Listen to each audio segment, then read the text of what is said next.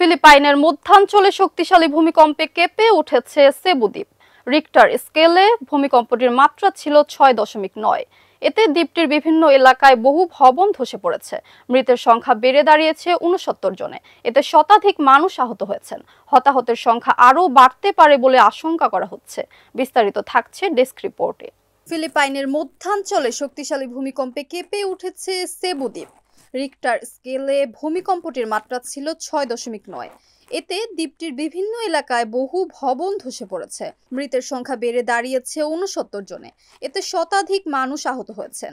হতাহতের সংখ্যা আরও বাড়তে পারে বলে আশঙ্কা করা হচ্ছে।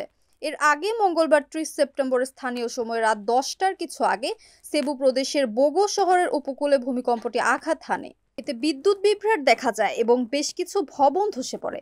ফিলিপাইনের অন্যতম জনপ্রিয় পর্যটন কেন্দ্র সেবু প্রদেশে 34 লাখ মানুষের বসবাস।